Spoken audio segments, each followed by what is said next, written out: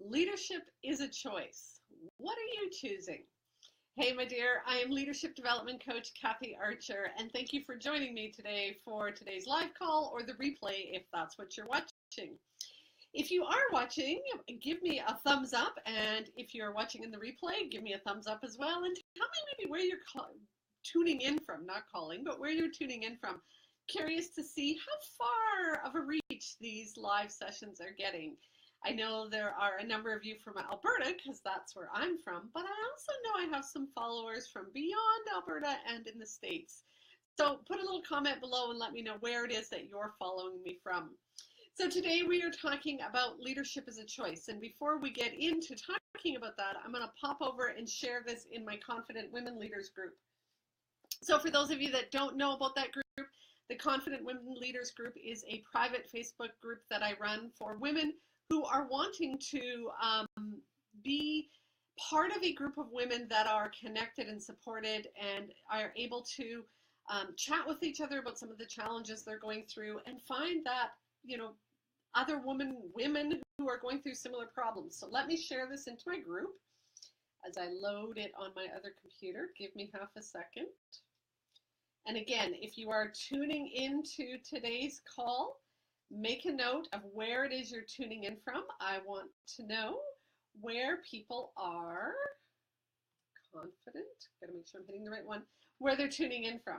So make a note in the chat box and let me know. And if this is helpful to you, if this is information that you find valuable, please share with your Facebook friends, with your Twitter feed, wherever you find that you are connecting to other women leaders who are maybe in need of a little bit of support as well. Then share this with them so that we can grow and develop together. So leadership is a choice. And I wanted to start with a quote first from Robin Sharma's book, The Leader Who Had No Title, which if you haven't read it, is probably a really good place for most leaders to start, especially leaders like most of you who have had little training in leadership. I know that many of us move up the ladder from position to position, and because we're good at frontline, we get to move into those supervisory and coordinator and managers positions, but we don't often get the training that goes with it. So Robin Sharma's book is a great way to start looking at leadership. And he says, victims recite problems and leaders present solutions. Victims recite problems and leaders present solutions. And that's pretty much the focus of what I've been chatting with you about for the last little while, and what I want to keep moving forward on is what does it take to move from that feeling of being a victim, struggling, feeling frazzled and annoyed and irritated every day, to feeling like you're in control and actually leading yourself and your team. This week's blog post I wrote, I asked the question of, are you stuck in this trap? And this trap is, for many people, this place of martyrdom. I'm just looking here to see what I can see on screen, guys. I'm trying to see who's joining me because I got a couple people joining me and I can't always see who's online. Still learning the technology. Okay, so if you're online, say hello so I know you're there. And again, just let me know where you're tuning in from. So I asked you if you're willingly suffering.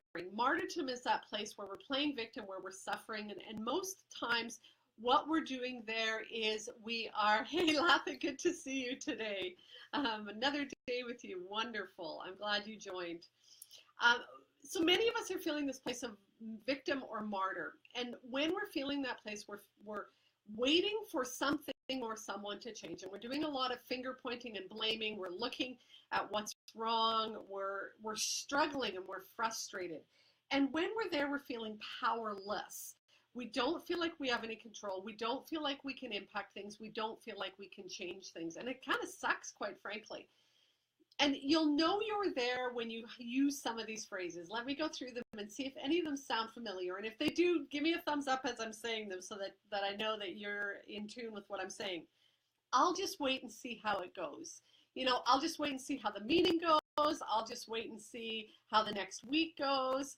I'll just see if things change over time. I'll give them the opportunity to change on their own. And we just wait. We sit back and we wait. Or as soon as X happens, things will change. As soon as this busy period of time is over. 2 seconds. I just had one more thought. I need to shut my internet off on the other computer. There we go. because I sometimes have trouble with internet. Done.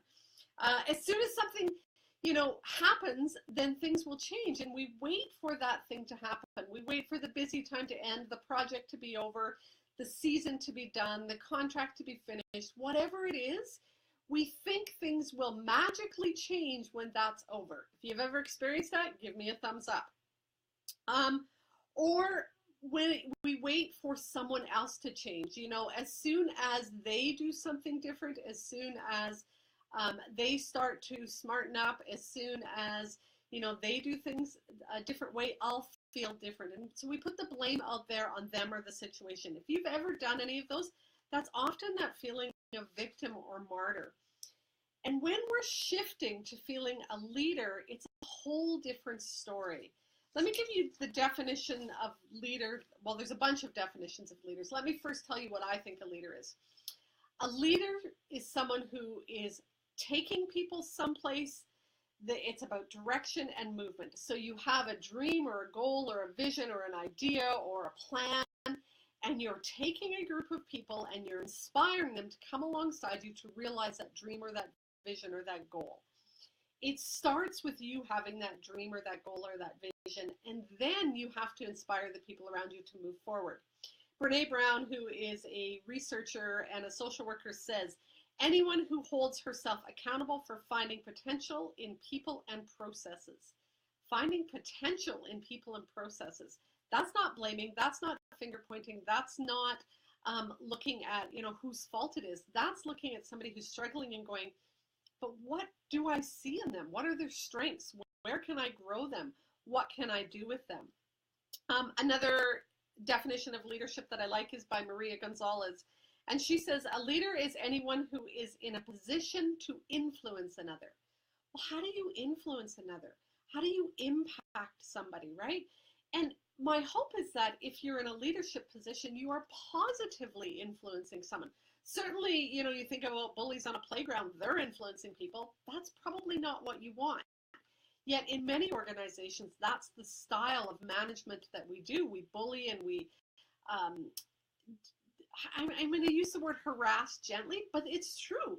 We say things that aren't all that inspiring or invigorating or growth developing people. We're actually calling them down, stepping on them, damaging their self-esteem rather than growing and developing them. So that's another definition of leadership I like. And then I'll come back to Robin Sharma because, again, he's one of the ones that I think when we're looking at the difference between leadership and management, which is an important difference to look at. And let me just back up here for a minute and talk about that. Management is holding things stable, keeping your finger on things and controlling things. And so there's some stuff that we need to manage. We need to manage schedules and budgets and that kind of stuff. Absolutely need to, hold things steady. But leadership is about moving forward. Leadership is about this is where we are, but this is where we want to be. This is the vision we have. This is the direction we're going. This is the place we want to be in 6 months from now or a year from now. And that isn't about holding things steady. That's actually about movement. You need both management and leadership. Not going to say you shouldn't be managing, but you need to, when I think of it, I think of a boat in the water. You need to keep the boat, kind of stable. You don't want to tip to one side. That's management. But if you just sit there and float, you're not getting anywhere. You're not moving your team forward. You're not achieving new things and growing and developing. You got to take that boat forward. And so management is making sure the boat doesn't tip side to side, but leadership is actually about moving that boat forward. You need to do both, and you need to have those that management leadership experience in conversations that you're having and meetings that you're having. You're going to flip back and forth between both, but you need to be leading. That's why we have people in organizations in the leadership role. It's not to maintain status quo for the next 6 years, because if you don't grow and change, your organization's going to fall apart. You're going to not be running anymore. And so you need to grow and change with the times, but you also need to keep things steady. So if anybody has any questions, pop them in the chat box. I feel like I'm bouncing around a little bit here, but I wanted to pause and make that comment about the difference between management and leadership, because I think they're important distinctions. And what I'm talking about today here is the need to lead, the need to take things forward, the need for you to take yourself forward, and the need for you to take the people around you forward. And if you're playing victim or martyr, you are not moving people forward. When you're playing victim or martyr, you're blaming, you're finger pointing, you're looking for what's wrong. Leadership is about looking for what's right and moving forward. So now let me get back to the quote from Robin Sharma. Leadership has nothing to do with the title on your business card or the size of your office. Leadership is not about money, the money you make, or the clothes you wear. Leadership is a philosophy. It's an attitude. It's a state of mind, and it's available to each and every one of us. Leadership is about using the authentic power within you and going out in the world every day and leaving things better than you found them. I think that's an incredibly important piece when we look at what we're doing in our jobs every single day. Our job is to make things better today than they were tomorrow. Now that might be the tiniest little bit better. It might be a minuscule amount. It might be in only one tiny area. But if you move into a leadership position and let's say you left 5 years from now, can you honestly say that things are better in your organization, things are better for your team, things are better for the people on your team than they were 5 years ago? Because if you can say that, that means you're growing. Okay, Latha's got a question for me. I want to see the person in nonprofit found out how to do fundraising. Oh, you did the next steps. Yay, Latha, good job. Latha was on a webinar yesterday, and so we were talking about the courage sometimes to do things and the need to step forward. That's leadership, Latha. You took action. You didn't stand by and wait for something to happen. You didn't hold on and see if somebody else was going to take the lead role. You stepped up and did it.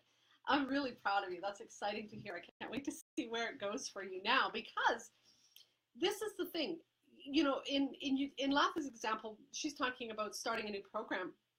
That's what changes lives. That's what makes the world better tomorrow than it is today. It's when people see a need and they take that leadership role and they move forward to meet that need. And again, that might be something extremely tiny. It might be something, you're welcome, Latha. It might be, something that many people aren't going to see.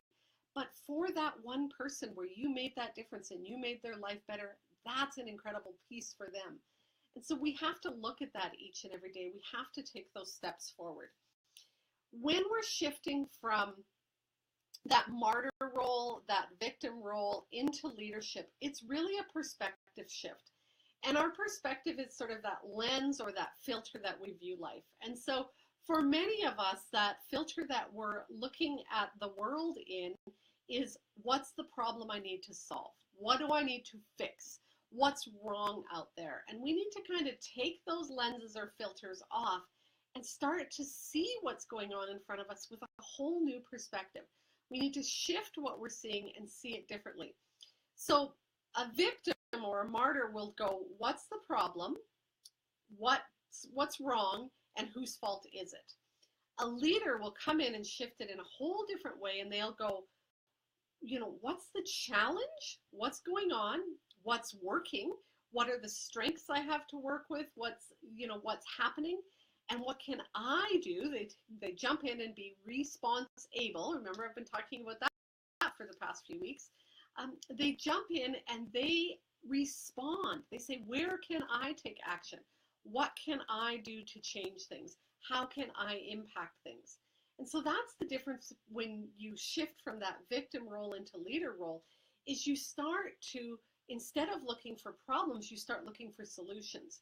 Instead of looking for what's wrong, you start to look for what's right. And instead of looking at who to blame, you start to say, where can I take responsibility? Where can I take action? Victims and martyrs are waiting for something to happen. Leaders get their butts in gear and get moving on making the changes. That's the difference. And I'm not going to tell you this is easy stuff. This is stuff that takes work.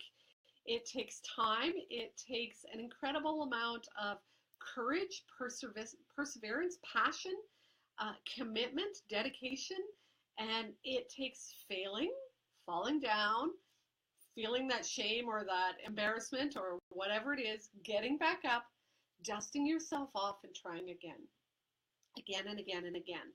And so I think, I'll come back to this because this is one of the important things. don't do this work alone. Make sure that you're building a network of support around you, whether that's your family and friends that are behind you, if it's coworkers, look at who you can find as a mentor or coach, where you can build, I call it your pit crew, right? Who are the people on your team? I used to have a coworker and my HR director, and I had my husband who was an incredible support to me, and I had a couple girlfriends who were behind my back. I also had somebody who was technically, on the other side, who was my contract manager, who was a huge support to me. All of those people played a role in supporting me in moving along. And that's what you need to do, is don't try and do this alone. I said at the beginning of this call that I have the Confident Women Leaders group. That's a group of women. If you're interested in that, I'll put the link in after. But pop in there and, find some other women who you can lean into for support. Oh, okay. Thanks, Latha, for letting me know. Internet trouble again. 2 seconds. Hoping that's going to change it. Let me know, Latha, if it's getting better or worse. I'm hoping it's getting better. Haven't seen it cut out on my end. So fingers crossed that it's getting a little bit better. I'm going to ask. All right. Just let me know, those of you that are watching, if it is getting better or worse, if you're able to hear me and see me. Okay, perfect. Okay, so I wanted to go through a couple of scenarios to look at this, because I think, how do we apply this in the real world is part of the problem. So one of the things that some people are struggling with is that underperforming staff, the staff who's just not measuring up, they're not doing what they're supposed to. And again, if we are in victim mode, we're looking at them as, they're kind of a problem staff. We've all got problem staff, right? We look at them as perhaps lazy, or they don't care. And when we do that, we start to maybe make some sarcastic comments. Don't sort of let them achieve their full potential. And again, we just kind of push them aside because they're the problem staff. When we can shift our perspective and move into leader instead of victim, what we can start to do is go, okay, what are their strengths?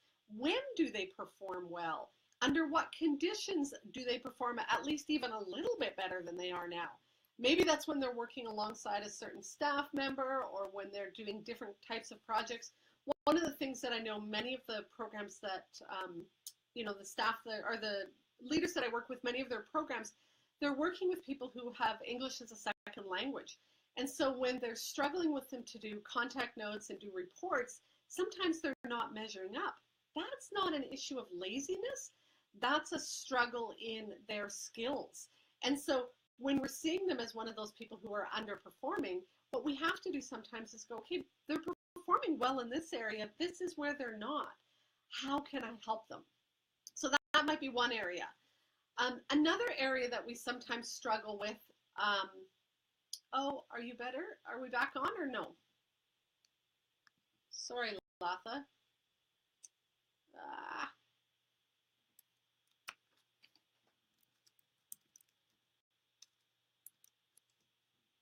Just questioning to see if we are back on. This is so frustrating for you guys and for me. I'm hoping that you are able to see what's happening. So while I'm waiting to see if it's back on, I'm just going to remind you that I always have guide sheets that go with this. And so if you go to silverrivercoaching.com/guides, what you'll get is the guide that goes with today.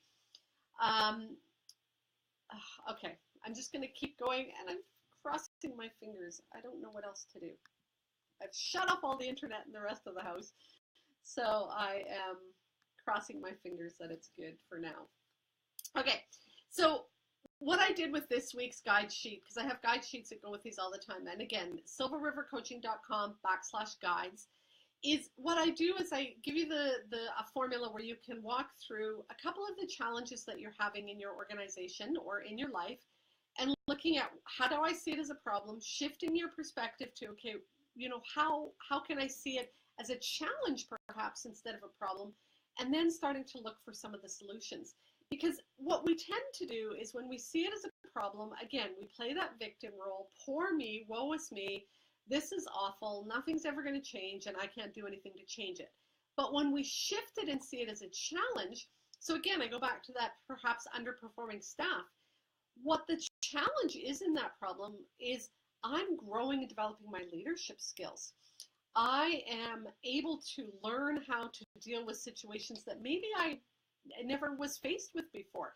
And so it's going to grow you as a leader. That's a way to shift that and see it as a challenge. Here's another one.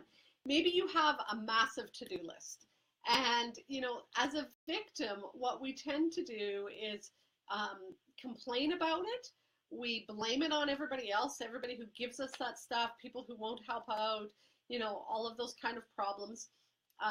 Maybe you're sort of saying, I'm doing 3 people's jobs instead of 1 because, we cut back, or, this person doesn't carry their weight, and if they would carry their weight, I wouldn't have so much to do. All of those kinds of things are playing victim. And as martyr, we just whine and complain about it to whoever will listen to us.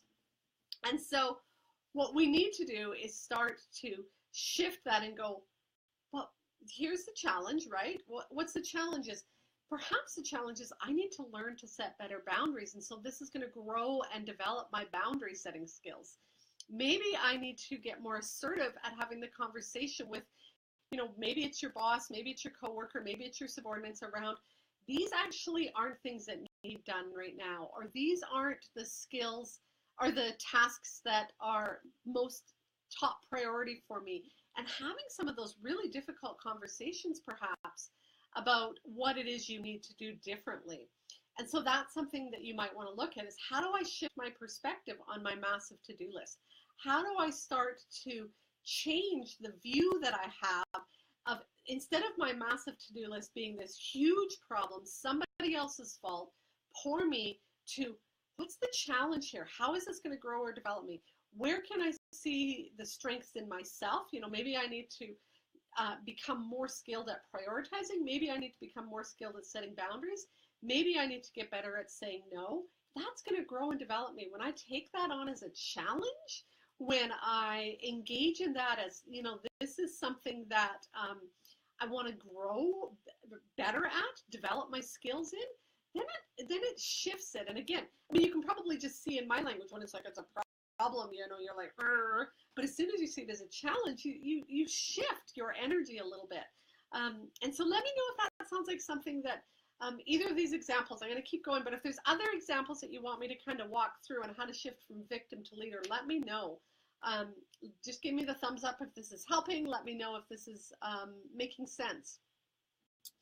One thing that we talked about on the webinar yesterday and comes up again frequently, and I talked about this at the beginning of the call, is we often move into leadership positions from frontline without training that comes attached to it. We move up the ladder because we're good at doing the work, and we move into supervisory and then management positions, but we don't get a lot of training. And what some people are doing then is doing that, again, I've never been taught how to do this. I don't know how to manage teams. I don't know how to run a staff meeting. I don't know how to supervise people. I don't know how to do budgets. I don't know how to do time sheets, all of that stuff. And we, again, feel victim. We feel frustrated. We blame people for not teaching us or training us or giving us the opportunities. And in truth, when we shift it again, when we start to see that differently and move into that leadership, we say, okay, so if it's not a problem, it's a challenge. Well, the challenge is, how do I find the training I need?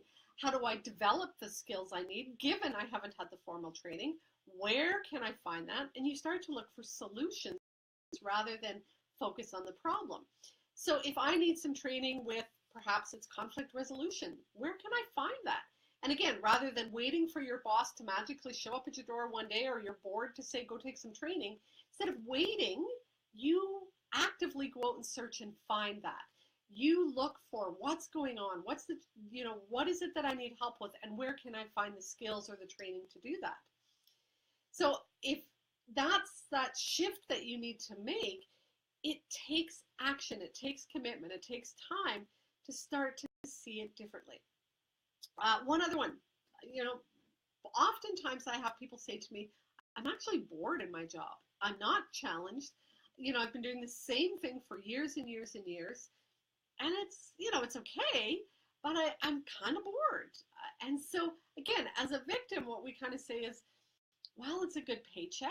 It's a good job. I just certainly don't want to complain about my job. I'm afraid to ask for more because I might get more work that I don't want. And so we kind of play this, again, victim or martyr role. And when we can shift it again into leadership, we start to look at, instead of what's the problem, whose fault is it? Well, if my boss would notice my skills, he would have given me a raise, or a new position. Or if they were wanting to see me develop, they would have given me different opportunities. Stop blaming and start taking responsibility. Look for solutions. If you're bored, what is it that you want to do? What area do you want to grow in? What kind of skills do you want to develop? What challenges do you want to take on? It's a wonderful opportunity to start crafting your future and making it the way you want to go. You get to decide that future. And so when you start to shift from that feeling of poor me, my life sucks, I'm bored, don't like my job, don't want to be here, not very challenged, to, okay, how can I still maybe do my day-to-day job but add some excitement or flavor into it? What is it I want to learn? What areas do I want to grow in? Where can I start to develop some of those skills? Maybe it's having a conversation with your boss about, I kind of want to start a new program in this area. Can we just test the waters? And that's what's going to get you to kind of shift and start to move into those areas. One more example of moving from sort of that victim place to being more of a leader. And perhaps it's that you have a jerk boss. Perhaps you have a boss that is not so helpful to you, that she comes down on you all the time, that she's mean, she's rude, she's not very encouraging or supportive. And again, when that happens, our automatic response is to be the victim, to be hurt, to be feel damaged, to feel like we're not good enough, to shrink, not play full out, not be our best selves, not do our best work. And we start to resent our job, we start to resent our boss, we start to hate going to work every day. And if you keep playing that victim, you're not going to enjoy your job, and the rest of your life is going to suffer. But when you can shift that and start to shift into seeing things differently, changing your perspective, and instead of focusing on the problem, start to see possible solutions, you start to change how you are seeing things and what's happening for you. And so it might be that you start to see your boss differently, or perhaps you start to look for opportunities of where you can move to a different site or program or position so that you're not under that person's thumb. Maybe you start taking some assertiveness or conflict resolution courses on the side, even if your company's not paying for them, so you can start to have some of those conversations. There's a lot of different things that you can start to do that move you into looking for solutions rather than focusing on problems. So those are some examples. If you have any questions, pop them into the chat box. I know I've been cutting in and out, and I apologize for that. I'm still trying to figure out how to get the best internet in rural northern Alberta, and it doesn't always work well. But what I really wanted to make sure that you know today is leadership is a choice. You can choose victim or you can choose leader. And over the next few months, I'm going to start to really talk more about what it is to be a leader in an organization. What are the skills you need? What are the personality traits that you want to cultivate to be your most effective self? What's the legacy you want to leave? What's the impact you want to have in your organization? How do you have that work-life balance so that you're not completely falling apart as a leader? So as we shift more into those kinds of conversations, I want you to think about leaders take responsibility for their lives and those around them. They take action and they look for solutions. Remember, victims are finger pointing and blaming. They're looking for problems. They're looking for what's wrong, and they're looking to figure out, whose fault it is. When you can shift that perspective, when you can change how you see things, when you see things differently, you'll start to, instead of looking for problems, you'll start to look for solutions. Instead of looking for whose fault it is, you'll start taking responsibility. And you'll start to see your energy change. You'll start to see the things around you change. And you'll start to see the program, the team, the work you're doing just move forward in leaps and bounds. So if you want to start that, make sure you pop over and get the guide sheet for today, silverrivercoaching.com/guides. And it's a worksheet that you're going to get that's going to walk you through, what's the problem that I'm faced with now, starting to shift the way you see that, and starting to see it as a challenge and kind of building some excitement around it and looking for possible solutions. So if that's something that's helpful for you, silverrivercoaching.com/guides. The other thing that I wanted to just touch on quickly before we finish up today is, for those of you that have been following along and know that Blueprint for Change has been out, it is closing tomorrow. So Blueprint for Change is a program that gets you from sort of where you are now, stuck and frustrated and maybe not having a sense of direction, maybe feeling overwhelmed, not quite sure where you want to go, or know where you want to go but not know how to get there. And we start with that. We look at where it is you want to go and create that dream, that goal, that vision. Think leadership, right? You need to know where you want to go. And then in Blueprint for Change, we start building your blueprint or your plan or your strategic plan or your goals or your steps, whatever you want to call it, to get there. The interesting thing with Blueprint for Change is we are walking you through a lot of those inner challenges that you're struggling with. We all know how to lose weight. We all know how to have a great marriage. We all know how to save money. We actually probably all know how to lead. What gets in the way is the lack of courage. It's our fear, our doubt, our hesitation, our procrastination.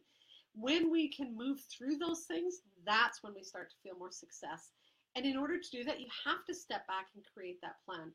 The life you want does not happen by accident. Trust me. The life you want happens when you step back, take a pause, look at where it is you want to go, look at where it is you are now, look at the gap in the middle and go, how do I narrow that gap? How do I close in on getting through some of those challenges that I'm faced with? So if that's something you're interested in, Blueprint for Change is open. myblueprintforchange.com gets you over there to look at the options. There's a couple of options. One includes one-to-one coaching with me. Again, the doors close tomorrow at midnight. So if that's something that you're interested in, make sure you click in there. If you have any questions about anything I talked about today, the Blueprint for Change course, where to get the guides, all of that, pop a question in below. I'm going to put the links all in when the video is done today so that you can click over and get them all. But what I really want to remind you of again and again and again, it's a choice. How you experience life and leadership and how they blend together and how they mix for you is a choice. It doesn't have to be painful and you don't have to suffer. There are challenges, no doubt about it. It's not always easy. That's the truth. But how you see those challenges, how you address those problems in your life is a choice. It's a perspective that you're in. And when you shift that, you struggle less and you feel less of that inner turmoil and less of that frustration and more of moving along with the tide. Feeling that sense of growth and development, even though there are struggles and challenges, even though some days are hard. If you can look back and say, I'm at a better place now than I was a week ago or a month ago, that means you're growing.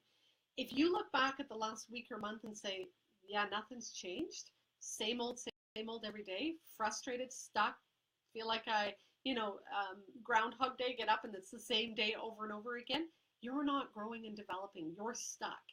And you need to do something to jolt yourself out of that so that you can move forward. And so you need to do whatever you need to do, but it really is about stopping and making a conscious choice to do something different, shifting the way you see things, starting to take action, seeing problems and challenges a different way, building a plan, whatever it is you need to do. If you have any questions, again, pop them in below, but the links are silverrivercoaching.com/guides. That will get you to the guide sheet that you are looking for around changing your mindset, changing your perspective from victim to leader. If you're looking for the links to the Blueprint for Change program, it's myblueprintforchange.com. And again, we've also talked on this call today about the Confident Women Leaders group that I run. I'll put the link in for that, and you can join that group on Facebook if that's something you want to do.